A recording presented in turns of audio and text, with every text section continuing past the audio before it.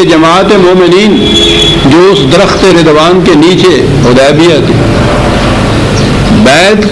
کر رہے تھے، تمہارے ہاتھ پہ رسول، اب ان کے لیے ہے لقد رضی اللہ۔ عام ترجمہ تو ہمارے ہاں رضی اللہ کا یہی کیا جائے، اللہ راضی ہو گیا ان سے، اور بلکہ جو پورا فکرہ ہے وہ تو ہے رضی اللہ عنہم و رضوا عنہ، اللہ ان سے راضی ہو گیا، یہ اللہ سے راضی ہو گئے۔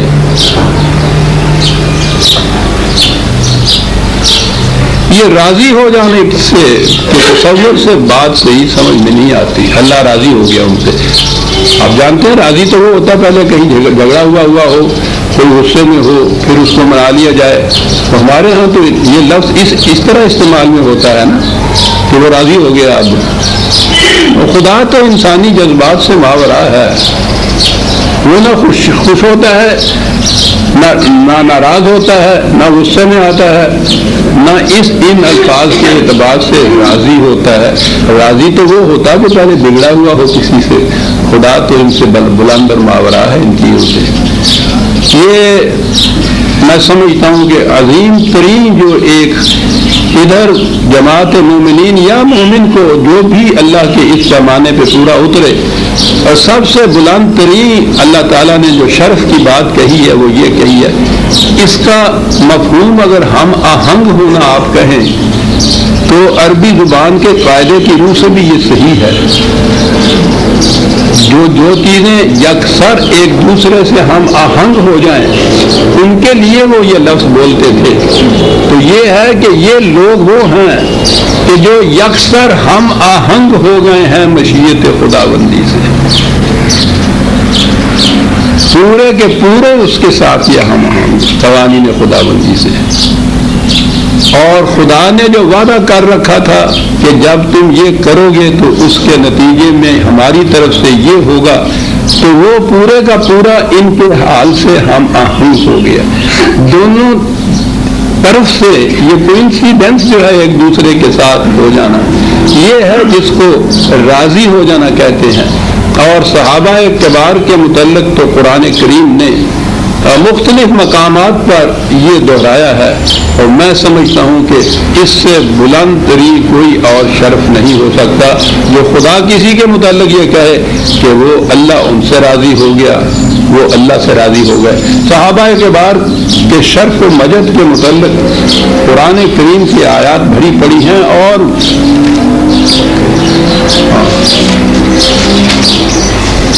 چھوٹا منہ اور بڑی بات کی ہے کہ صحابہ کے متعلق میں کیا کہہ سکتا ہوں، لیکن میں سمجھتا ہوں کہ قرآن کی شہادت کے بعد ان کے بلند ترین مقامات کے متعلق کسی قسم کے شبہ اور ابہام کی ضرورت نہیں رہتی۔ بار بار قرآن دہراتا ہے، میں نے متعدد بار اس کے متعلق پیش بھی کی ہیں آیات، پھر دہرائے دیتا ہوں کیونکہ یہ بات پھر سامنے آ گئی ہے۔ صحابہ میں کون کون سے گروہ شامل ہیں جن کے متعلق قرآن نے یہ سند دی ہے، یہ شہادت دی ہے کہ والذین آمنوا وہاجروا وجاہدوا فی سبیل اللہ والذین آووا ونصروا اولئک هم المؤمنون حقا لہم مغفرۃ ورزق کریم۔ وہ لوگ کہ جنہوں نے ہجرت کی خدا کے راستے میں اور پھر مسلسل جد و جہد کرتے رہے اس نظام کے قائم کرنے میں، استحکام میں، یا اللہ کے راہ میں جسے کہتے ہیں۔ ایک طرف تو یہ مہاجرین آ گئے جو ادھر سے آئے تھے، اور وہ جنہوں نے مدینے میں ان کو پناہ دی، ان کی مدد کی، جنہیں انصار کہا جاتا ہے۔ تو سارے صحابہ دو ہی حصوں میں تعارف کی غرض سے، ان کے اندر یہ کوئی تفریق، جماعتی تفریق نہیں تھی، اور وہ جو پوچھو نہیں کہ ہم اس قرآن کے ساتھ بھی کیا کچھ کیا جا رہا ہے۔ اور پچھلے دنوں کسی صاحب نے یہ کہا تھا کہ ہم تو لکھتے ہیں نا کہ قرآن میں پارٹی بازی یا فرقہ بندی شرک ہے، امت واحدہ ہے، اس میں نہ سیاسی پارٹیاں ہو سکتی ہیں نہ مذہبی فرقے ہو سکتے ہیں۔ تو ایک صاحب نے اس کی تردید میں یہ لکھا تھا کہ ہو کیوں نہیں سکتے۔ آپ دیکھیے کہ صحابہ کبار دو سیاسی پارٹیوں میں بٹے ہوئے تھے، مہاجر اور انصار۔ اللہ اکبر۔ یعنی قرآن نے ان کے تعارف کے لیے یہ بات کہی ہے کہ وہ جو مکہ سے مدینے کی طرف آئے وہ مہاجر تھے، مدینے میں جنہوں نے ان کو پناہ دی، ان کی مدد کی، ان کی انصار کہا اس لیے گیا ہے۔ اس سے پیشتر نہ وہ مکے والے مہاجر کہلاتے تھے، نہ یہ مدینے والے انصار کہلاتے تھے، اور نہ ہی آپس میں یہ دو پارٹیاں تھیں کہ وہ الیکشن میں ایک دوسرے کے آمنے سامنے کھڑے ہوا کرتے تھے۔ بہرحال یہ باتیں اب کیا کی جائیں، سینہ تمام داغدار، کمبا کجا نے ہم، دور ایسا ہے۔ صحابہ کے بعد قرآن کہتا ہے کہ ان میں سے جو ہجرت کر کے آئے یا مدینے کے انصار جنہوں نے ان کی مدد کی، ان تمام کے متعلق قرآن کہتا ہے اولئک ھم المؤمنون حقا۔ اس سے بڑا سرٹیفکیٹ عزیزان من کیا ہو سکتا ہے کہ خدا کہے کہ یہ پکے اور سچے مومن یہ ہیں، مومن حقا۔ خود خدا ان کو یہ کہہ رہا ہے ان کے ایمان کے متعلق کہ مومن، دیکھیے جی مومن حقا ان کے متعلق کہہ رہا ہے۔ 8/74 8/74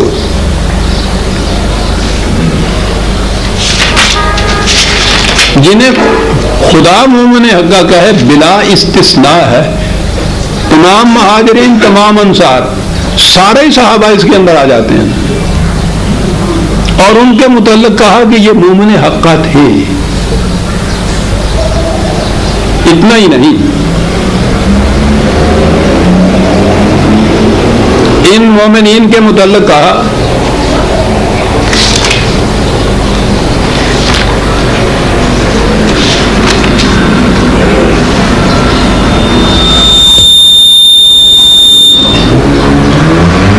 یہ ذہن میں خیال آ سکتا تھا کہ ایک تو وہ تھے کہ جو شروع میں ہی ہجرت کر کے آ گئے، ایک وہ تھے جو بعد میں ان کے ساتھ آ کے شامل ہوئے۔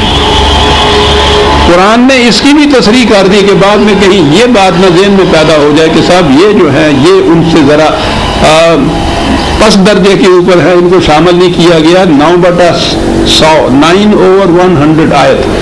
والسابقون الاولون من المہاجرین والانصار، جنہوں نے پہل کی، سب سے پہلے جو اس دو شکوں میں شامل ہوئے، مہاجرین کی شک میں اور انصار کی شک میں، پہلی بات جو شامل ہوئے وہ بھی والذین اتبعوہم بإحسان، اور وہ جو ان کے بعد بھی اسی طرح حسن کارانہ انداز سے ان میں شامل ہوئے۔ ہجرت بھی جاری رہی تھی، آخر تک آتے رہے تھے گروہ در گروہ لوگ، اور اسی طرح سے یہاں یہ انصار کی نصرت بھی اور ان کے لیے جو کچھ انہوں نے کیا تھا پناہ دہی کا سلسلہ بھی جاری رہا تھا۔ تو اب ایک تو وہ تھے جو دائلہ اول کے اندر ہی آ گئے تھے، سابقون الاولون قرآن نے، اور اس کے بعد کہا کہ پھر وہ جو بعد میں بھی ان کے ساتھ آ کے ملے ہیں۔ اب دیکھیے گنجائش ہی نہ رہی کسی ایک کی استثناء کی بھی اس میں، اس قدر قرآن نے جامع طور پر کمپریہنسولی یہ بات کہہ دی کہ وہ جو پہلے جو آئے جو بعد میں بھی ان کے ساتھ آ کے ملے، اور یہاں ہے وہ لفظ آیا کہ رضی اللہ عنہم ورضوا عنہ، یکسر ہم آہنگ ہو گئے یہ مشیت خداوندی سے، خدا کے انعام و اکرامات جو تھے وہ ان سے ہم آہنگ ہو گئے، اور اس کا نتیجہ خود ہی بتا دیا کہ اس کے معنی کیا ہے۔ وَأَعَدَّ لَهُمْ جَنَّاتٍ تَجْرِي تَحْتَهَا الْأَنْهَارُ خَالِدِينَ فِيهَا أَبَدًا ذَلِكَ الْفَوْزُ الْعَظِيمُ، ان کے لیے خدا نے تیار کر رکھی ہے جنت، پہلے سے ان کے لیے جنت تیار کر رکھی ہے، وہ ابدی جنت ہے، شادابیوں کی، خوشگواریوں کی، سرسبزیوں کی، اور یہ بہت بڑی اچیومنٹ ہے۔ فوز میں نے عرض کیا تھا کہ قرآن نجات یا سیلویشن نہیں کہتا، سیلویشن تو پہلے کسی عذاب یا مصیبت میں مبتلا ہو تو اس سے نجات کے معنی ہوتے ہیں سیلویشن، اور پھر وہ ایسے کا ویسا ہی پھر ہو جاتا ہے۔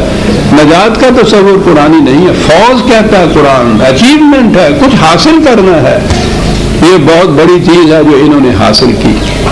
اور یہ صحابہ کے بعد ان کے مرتبہ بلند کا کیا کہنا ہے۔ نبی اکرم صلی اللہ علیہ وسلم سے کہا جا رہا ہے 8/62 فَإِنَّ حَسْبَكَ اللَّهُ، کرے گے رسول کوئی بات نہیں، خدا تیرے لیے کافی ہے۔ اب یہ آیت ہے 62، اسی کے ساتھ کہا ہو والذی ایدک بنصرہ وبالمؤمنین، خدا نے تمہیں تقویت پہنچائی ہے اس چیز سے، اپنی طرف سے ایک نصرت اور مدد سے، اور اس جماعت مومنین کی طرف اپنی نصرت کے ساتھ مومنین کی جماعت کا ذکر ہے۔ اور اگلی آیت میں تو بات ہی صاف کر دی ہے، یا ایھا النبی حسبک اللہ ومن اتبعک من المؤمنین، اے رسول تیرے لیے کافی ہے اللہ۔ یہ کہنے کے بعد تو کچھ اور کہنے کی ضرورت ہی نہیں رہتی تھا، ٹھیک ہے، جس کے ساتھ اللہ ہو اس کو اور کیا چاہیے؟ کہا نہیں، تنہا اللہ ہی نہیں، یہ جماعت مومنین ساتھ ملا کے یہ ہیں دو جو آپ کے ساتھ کافی ہیں۔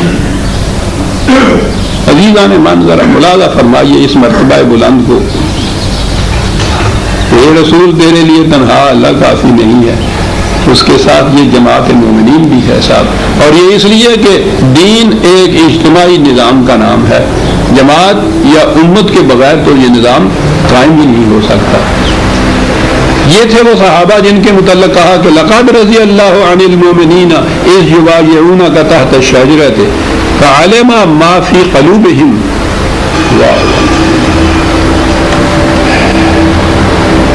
سرٹیفکیٹ ہو تو اس کی کہا یہ جو کچھ کر رہے تھے یہ نہیں کہ مکانکی طور پر بہرحال کچھ کرنا پڑ رہا تھا، آ رہے تھے ہاتھ پہ ہاتھ رکھ رہے تھے چلے جا رہے تھے، کہا نہیں، یہ اپنے دل کی گہرائیوں سے یہ اس کی اثار اور قربانی کے لیے وعدہ کر رہے تھے، اور خدا جانتا تھا ان کے دل میں کیا ہے۔ یعنی خدا نے بھی جو یہ کہا ہے کہ لقد رضی اللہ عن المؤمنین، تو یہ نہیں کہ ان کے جو ظاہرہ اعمال و حرکات و سکنات تھے صرف ان کی بنا پہ کہہ دیا۔ دنیا میں تو یہی ہوتا ہے نا کہ جو بھی جا کے اس طرح سے سلیوٹ مار دیتا ہے اس کے متعلق سرٹیفکیٹ دے دیا جاتا ہے کہ یہ لائل ہے، وہ کہتا ہے یہ بات نہیں، ہم جانتے تھے کہ ان کے دلوں میں یہ بات ہے کہ ہم نے اپنی جان و مال دے دے نہیں ہے اس مقصد کے لیے۔ فعلم ما فی قلوبہم فانزل السکینۃ علیہم، کہا مارکا بڑا خطرناک تھا، مکے کی قرب میں بیٹھے ہوئے نہتے، نہ جائے ماندن نہ پائے رفتن، اور قریش جیسے دشمن جنہوں نے گزشتہ 5-6 سال سے کوئی دقیقہ فروگزاش نہیں کیا، کتنی جنگیں لڑنی پڑی ان کے ساتھ، ان کے گھر میں آ کے بیٹھے ہیں، ہتھیار بھی پاس نہیں ہے، اور ان کی نیت بد نظر آ رہی ہے۔ بڑی چیز کیا بات تھی کہ جس سے اللہ تعالیٰ خود یہ کہہ رہا ہے کہ پھر یہ تھے مومن کہ جب انہوں نے تجدید بیعت کی کر لی اور رسول نے کہہ دیا کہ خدا تمہارے ساتھ یہ راضی ہوا ہے، جو الفاظ ہیں کہا اس سے ان کے قلوب میں ایک سکون پیدا ہو گیا، کوئی اضطراب باقی نہیں رہا، کسی قسم کا خطرے کا احساس نہیں رہا، نظر آ رہی ہے موت سامنے، کہاں بیٹھے ہیں، لیکن اتنی چیز سے کہ ہم نے تجدید کر دی ہے اپنے عہد کی،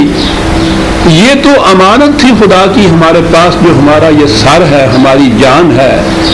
اس نے مانگ لی ہے، ہم نے پیش کر دی۔ کہا کہ اس تجدید بیعت سے ان کے دلوں میں سکون پیدا ہو گیا، یہ ہے مقام مومن عزیزان من، جان دے رہے ہیں اور دل کے پورے سکون کے ساتھ جان دے رہے ہیں سب۔ کہا انہوں نے یہ کیا اور ہم نے یہی نہیں کہ یہی ان کے دلوں میں سکون پیدا ہو گیا۔